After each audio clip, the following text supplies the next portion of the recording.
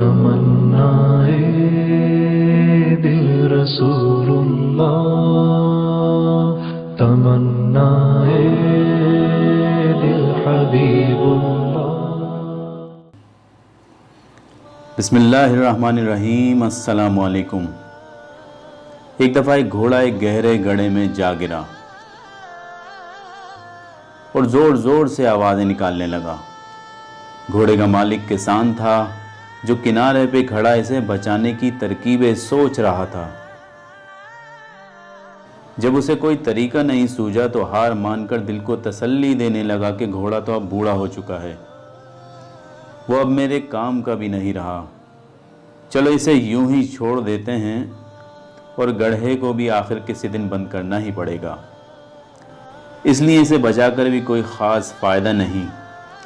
یہ سوچ کر اس نے اپنے پڑوسیوں کی مدد لی اور گڑھا بند کرنا شروع کر دیا۔ سب کے ہاتھ میں ایک ایک بیلچہ تھا جس سے وہ مٹی، بجری اور کوڑا کرکٹ گڑھے میں ڈال رہے تھے۔ گھوڑا اس صورتحال سے بہت پریشان ہوا، اس نے اور تیز آواز نکالنا شروع کر دی۔ کچھ ہی لمحے بعد گھوڑا بالکل خاموش سا ہو گیا۔ جب کسان نے جھانکا تو یہ دیکھ کر حیران رہ گیا کہ جب جب گھوڑے کے اوپر مٹی اور کچرا پھینکا جاتا ہے تب تب وہ اسے جھٹک کر اپنے جسم سے نیچے گرا دیتا ہے اور پھر گری ہوئی مٹی پر کھڑا ہو جاتا ہے۔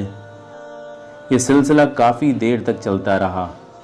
کسان اپنے پڑوسیوں کے ساتھ مل کر مٹی اور کچرا پھینکتا رہا اور گھوڑا اسے اپنے بدن سے ہٹا ہٹا کر اوپر آتا گیا اور دیکھتے ہی دیکھتے اوپر تک پہنچ گیا اور باہر نکل آیا۔ یہ منظر دیکھ کر کسان اور اس کے پڑوسی سکتے میں آ گئے۔ دوستو، زندگی میں ہمارے ساتھ ایسے واقعات رونما ہوتے ہیں کہ ہمارے اوپر کچرا اچھالا جاتا ہے، ہماری کردار کشی کی جاتی ہے، ہمارے دامن کو داغدار کیا جاتا ہے، ہمیں تانے دیے جاتے ہیں۔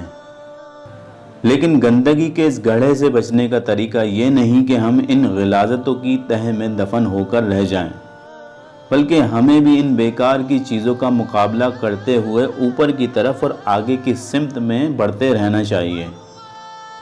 زندگی میں ہمیں جو بھی مشکلات پیش آتی ہیں وہ پتھروں کی طرح ہوتی ہیں، مگر یہ ہماری عقل پر منحصر ہے کہ آیا ہم ہار مان کر ان کے نیچے دب جائیں یا ان کے اوپر چڑھ کر مشکل کے کنویں سے باہر آنے کی ترکیب کریں۔ خاک ڈالنے والے خاک ڈالتے رہیں، مگر پرعزم انسان اپنا راستہ کبھی نہیں بدلتا۔ تمنائے دل رسول اللہ، تمنائے